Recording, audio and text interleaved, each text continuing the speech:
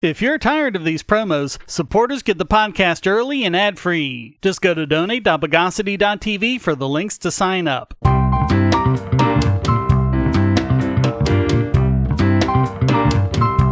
Welcome to the Bogosity Podcast for the week of September 18, 2022, the podcast that reaches critical at room temperature. This is your host, Shane Killian. Let's try summate the news of the bogus. We've seen some dumb Twitter censorship before, in one case so bad it affected the presidential election, but here's one where the stupidity reached its highest point ever. They engaged in censorship to stop someone from silencing a dead person. Because it was gonna stop seances or something? The dead person in question is Queen Elizabeth II, and so we're now in the reign of King Charles III, and I would just like to say how glad I am that our forefathers dumped a bunch of tea in the harbor so we wouldn't have to put up with all that crap. But don't worry, King Chuckles, it's nothing personal. We feel that way about all heads of state. But apparently it was personal for Professor Uju Anya of Carnegie Mellon University, whose tweet regarding the deceased queen was so horrible it was deemed, quote, an attempt to harass, intimidate, or silence someone else's voice. Somehow I don't think the British royalty is going to be intimidated or silenced by anyone anytime soon. But amidst the outpouring of grief for the loss of a political, religious, and cultural leader, there were also those who were critical of Britain's legacy of violence and exploitation. And among the most extreme of them was Anya's tweet, which read, I heard the chief monarch of a thieving, raping, genocidal empire is finally dying. May her pain be excruciating. Yikes. But as distasteful as the tweet was, it was a criticism of a political leader which represents an opinion that should be allowed to stand. And certainly people have said worse to others without Twitter batting an eye. But as Stanford Law professor Evelyn Douek said, quote, it does highlight the power imbalances that can often exist in the way these platforms treat powerful figures. Often people in power get allowances because it's in the public interest, but people don't for criticizing them, even though that's often clearly in the public interest too. Anya's tweet got worldwide attention when it was critically retweeted by Jeff Bezos, who said, this is someone supposedly working to make the world better? I don't think so. Wow. Bezos had the right idea. Counter the tweet with criticism and shame, not with censorship. But Anya, whose native country of Nigeria knows all about the horrendous history of British colonialism, held fast under criticism. Quote, if anyone expects me to express anything but disdain for the monarch who supervised a government that sponsored the genocide that massacred and displaced half my family, and the consequences of which those alive today are still trying to overcome, you can keep wishing upon a star. The real problem, of course, is the specific reason given for the censorship. First of all, there's the obvious absurdity of not wanting her to harass and silence a dead person, but second, this isn't something that's generally used to protect royalty. Twitter's Online Help Center says, quote, in order to facilitate healthy dialogue on the platform and empower individuals to express diverse opinions and beliefs, we prohibit behavior that harasses or intimidates or is otherwise intended to shame or degrade others. We consider abusive behavior an attempt to harass, intimidate, or silence someone else's voice. But how is this facilitating dialogue? It's preventing dialogue. Douek said, quote, unclear to me how the Queen is going to be intimidated by that tweet. Surprised they stood by it, actually. It's stupid to think that British royalty could ever be meaningfully silenced or their social media people prevented from using the site. It's doubly stupid to think that they would be silenced by criticism from an academic. It's especially stupid to worry about them silencing dead royalty. And one wonders how long after death this policy applies. Could an American or a Scotsman be censored for insulting and criticizing George III?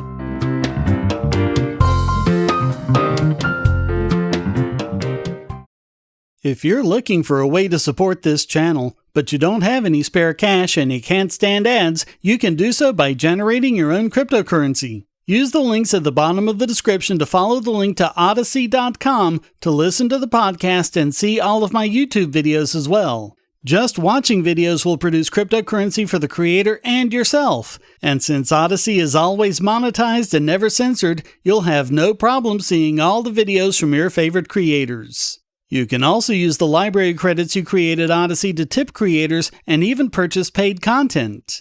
Earn library credits through various rewards, including daily view rewards and the number of shares and invites. And you can interact with creators in all sorts of ways, including like and dislike, comment, boost a post by supporting it, repost it, and share to other sites, all while earning crypto for the creator. Easily monetize yourself and your favorite creators using cryptocurrency without advertising. Use the link below to visit this channel on Odysee.com and see many of your other favorites there as well.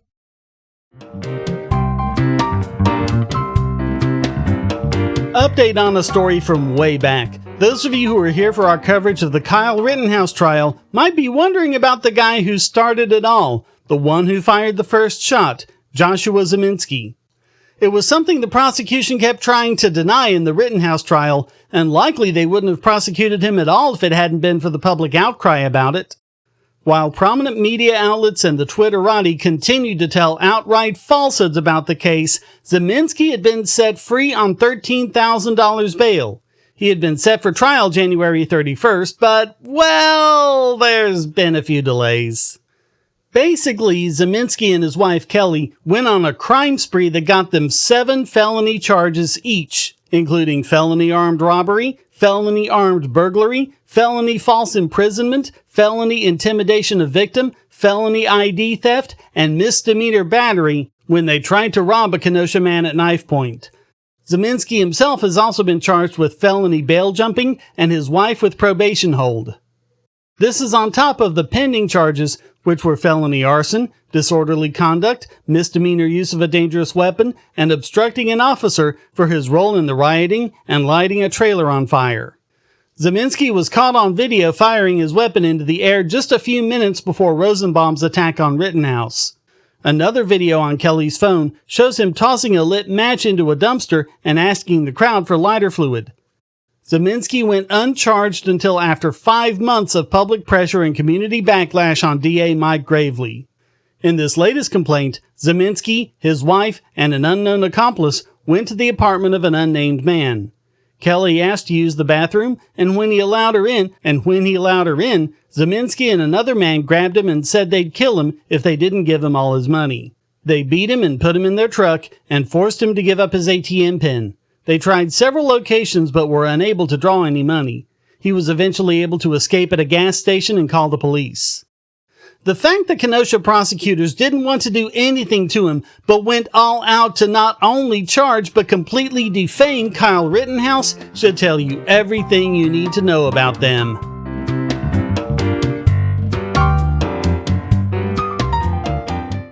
If you're on the Wi-Fi in a coffee shop or hotel, anyone on that network can get your traffic. Do you really trust all of those strangers? For that matter, do you really trust your ISP? A VPN can protect you from prying eyes, disguise your location, and even foil government censors. It's essential in this day and age, so go to vpn.bogosity.tv and you'll be taken to BoxPN. Starting at just $2.99 a month, you can get unlimited high-speed connections to VPN servers all over the world, and they don't log connections, so your privacy is assured. Traveling abroad, just VPN home, and don't worry about what those other governments are doing. Back at home, stop your ISP from traffic shaping and messing with the quality internet access you're paying good money for. You can connect from multiple machines at once, including your smartphone or tablet, and it supports all the secure standards, including OpenVPN and SSTP.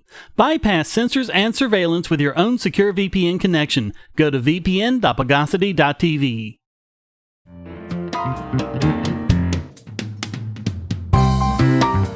Okay, this one's actually pretty cool. Coinbase has begun to integrate into its app information on elected officials and their grade from A to F on crypto policy. The grades are, quote, based on publicly available data, including legislative records, media statements, social media posts, and more. The app shows the politician's score, plus any notable statements they've publicly made, what bills they may have sponsored or co-sponsored, as well as links to their website and/or Twitter. You can also find out about local town hall events. It also includes a built-in way to contact your Congress critters to encourage them to support crypto policy. Over time, they also want to give pro-crypto candidates a way to solicit donations from the community, in crypto, of course. So far, the only two Fs are Elizabeth Warren and Brad Sherman. No surprise there, but a lot of them remain unrated. Co-founder and CEO Brian Armstrong said on Twitter, quote, "Crypto advocacy is very important for our mission of increasing economic freedom in the world, and Coinbase will do its part to help. But the crypto community is much bigger than Coinbase. Hopefully, we can all rally to engage elected leaders and drive sensible policies. The crypto community is becoming an increasingly large constituent." As they roll it out, users of the app will get a notification when it's ready on their device. In a blog post, the company said, quote, "In the next few years, legislation and regulations will be developed that will help shape the direction of our industry for the coming decades. In this Congress alone, more than 50 bills have been introduced aiming to shape some aspect of the crypto regulatory landscape, and policymakers are just getting started." Which is what worries me. The best regulation is no regulation. Hopefully this can have a positive effect, or at least mitigate the damage most politicians want to do.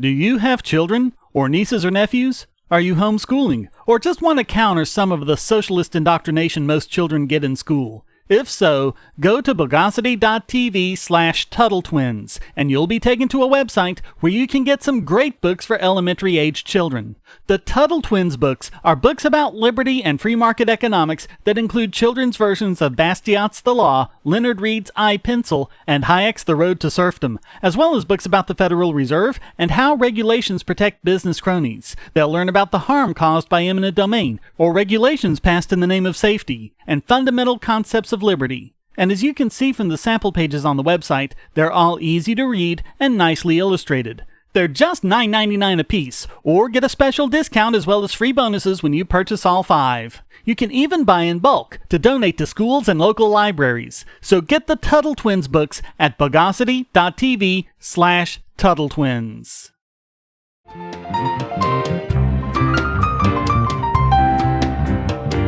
And now it's time to subpetulate this week's biggest bogon emitter. And it's another one for the FBI as Special Counsel John Durham unseals a motion in limine regarding the false statement of Igor Danchenko. Russian-born Danchenko was the primary subsource for the infamous Steele dossier, and in 2021 he was arrested and indicted for lying to the FBI, including information that led to the FISA warrants on Carter Page, as well as all of the phone calls he supposedly had with Sergey Milyan, which he knew never happened. Milyan has always denied being a source.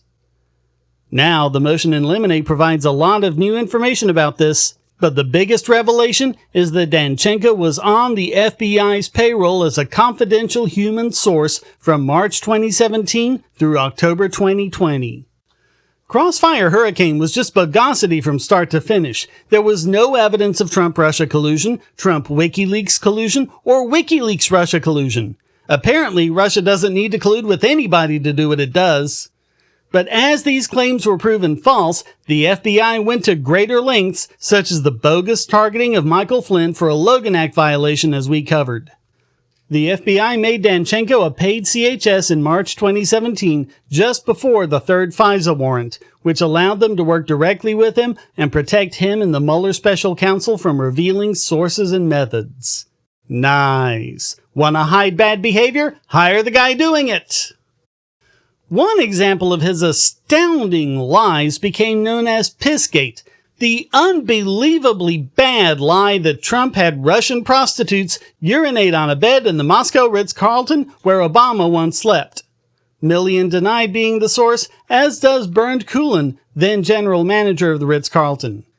The motion says, quote, "The above described evidence concerning the Ritz-Carlton allegations is highly probative of the fact that there was never such a phone call between the defendant and Milyan, given that the Steele report containing those sexual allegations was dated June 20, 2016, over a month prior to the defendant's alleged call with Millian.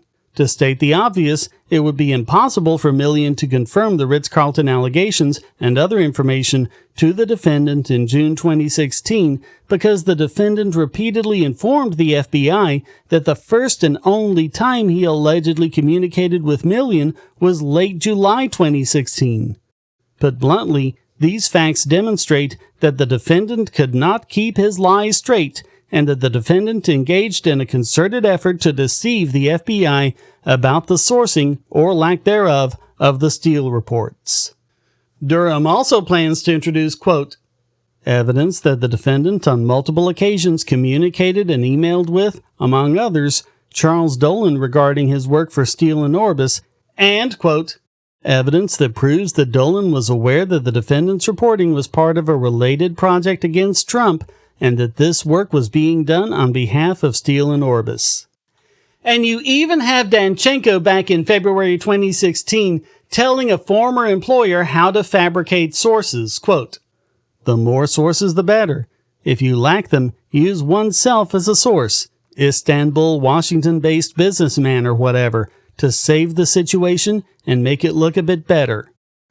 When Steele relayed information to the Mueller special counsel about the meetings between Millian and Danchenko, they knew it was false. And yet, Mueller's team deliberately hid that information from the FISA court and the public. And they kept Danchenko on as a CHS for years. Millian himself won't be a witness as he's currently abroad and has voiced concerns for his safety, saying he doesn't trust the FBI. But there's enough evidence absent his testimony to more than prove Danchenko was always lying and the FBI knew it all along. Durham also indicated he'll be introducing evidence of investigations into Millian, Dolan, and Steele. As flabbergasting as the extent of Danchenko's lies was when his indictment was released, the revelation that he was also a CHS should call into question the integrity of every single one of the FBI's current and recent investigations. And that just has to make the FBI this week's biggest bogon emitter. I want to tell you about the eyeglasses I've been wearing for years. As people can see on my videos, I have a very strong prescription, which makes glasses more expensive, especially when I need computer glasses, reading glasses, prescription sunglasses, and most expensively, progressive lenses for general everyday wear. To save money while still getting quality glasses, I get them from Firmoo. In fact, I just got a pair of progressives with high-index aspherical lenses and a nice pair of frames my wife loves for just over $100. It would have been $500 to get them through my eye doctor.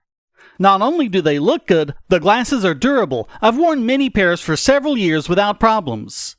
All orders come with a 30-day return policy, a 3-month warranty, and one-on-one customer service. Go to Firmoo, that's FIRMOO.Bogosity.tv anytime you need quality glasses at a low price. Once again, that's Firmoo.Bogosity.tv.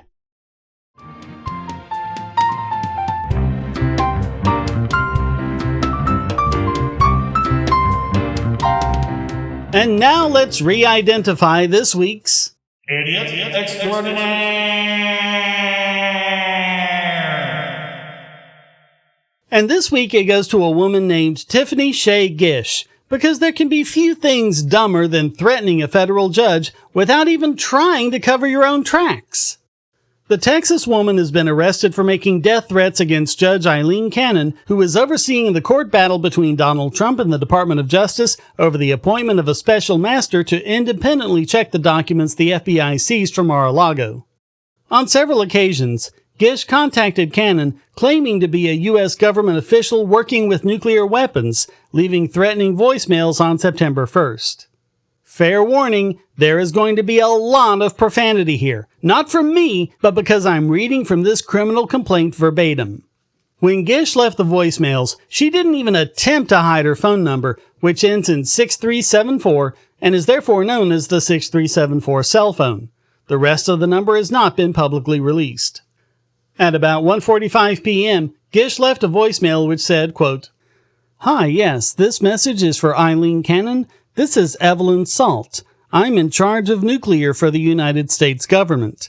Again, Donald Trump has been disqualified long ago, and he's marked for assassination. You're helping him, ma'am. So here's what we're going to do. We're going to let you disarm fucking live nukes off your coffee table. How about you sit on an electric chair a couple times over? You think you've got the magical ability to pop up from the dead? Pretending that you're on the team of justice. Again, I told you he's disqualified. He's marked for assassination. And so are you, you stupid bitch. Stand the fuck down or get shot. And guess what? I'm also Trump's hitman, so consider it a bullet to your head from Donald Trump himself. A few hours later at 4:55 p.m., she left another voicemail saying, quote, Yes, Judge Cannon, listen. My name is Evelyn Salt. I've been trying to get in touch with you.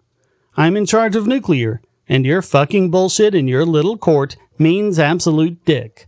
My authority exceeds the POTUS, and what you're trying to pull is obstruction of justice, as this motherfucker is responsible for 9/11. Again, you're full of shit, and I'm going to fucking have you shot myself.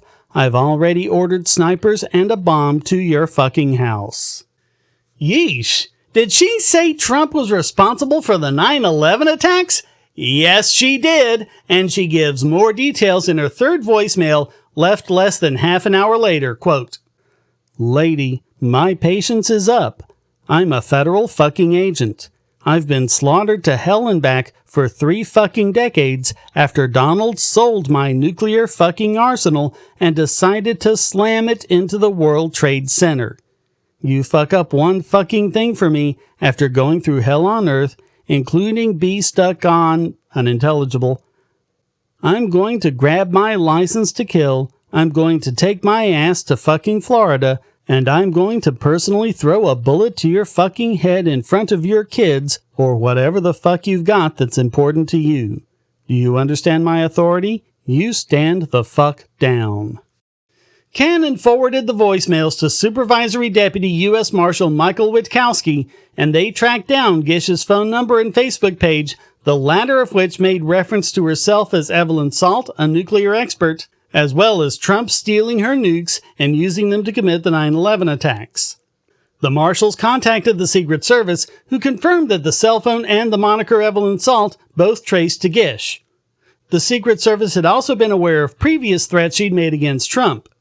And just in case you think she's a partisan nutcase, in another filing detailing her history of delusional behavior, she also threatened Hillary Clinton on Facebook. Quote, Personal cat toy killery? Come over here, you chicken shit disgusting bug infested. You get the idea. I have a bullet just for you. Bring your best. This, she said, was in response to Hillary attacking her with radio waves, which forced her to masturbate.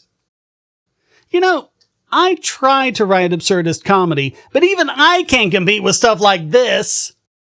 So they went to interview Gish. Initially, she refused to allow the agents in her home, which is the one sane act she actually committed. Then she agreed to speak with them through a window. Bad idea. Never speak to government officials without a lawyer. And eventually she let them inside.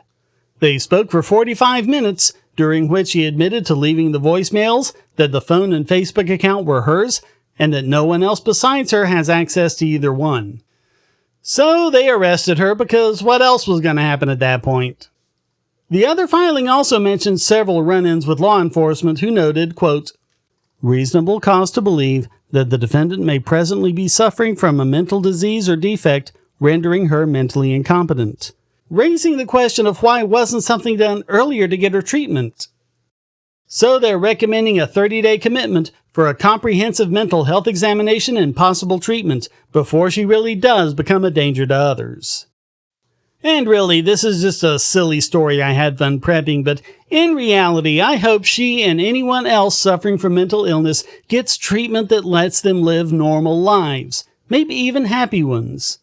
But at least let this be a message that, even if you're a lunatic, you don't have to be a stupid one. So all of that makes Tiffany Shea Gish this week's Idiot Extraordinaire.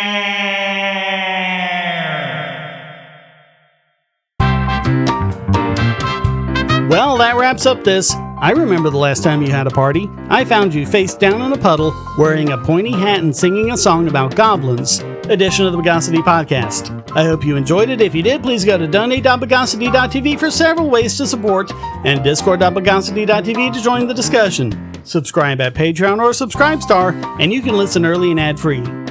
Thank you for listening. Until next time, here's a quote from Oscar Levant. There is a thin line between genius and insanity. I have erased this line. The Bogosity Podcast is licensed under Creative Commons Attribution Non-Commercial No Derivatives 4.0 International License.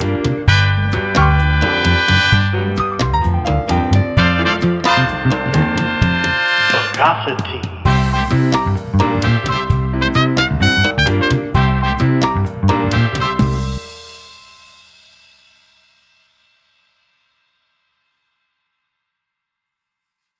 We live in a world where light bulbs connect to the internet, and recent attacks on them prove that your online security is under threat like never before. Not only your websites, but the internet-enabled devices you buy. And the biggest problem is weak passwords. That's why you need LastPass. LastPass allows you to randomly generate strong, unique passwords on the web and on your internet-enabled devices, all protected by one master password. LastPass sets up in minutes and gives you secure automatic logins throughout the web, synchronizing across all your browsers, all your computers, and even your mobile devices, at home, at work, or on the road. It even securely stores sensitive form data, including credit card numbers, backup sensitive documents, software licenses, Wi-Fi logins, and more. And with LastPass Premium, you can get these benefits on other applications, manage passwords for your entire family, and also get priority customer support. Sign up at password.bogosity.tv for a free month of LastPass Premium. Log in securely everywhere using the last password you'll ever have to remember. Go to password.bogosity.tv and get LastPass now.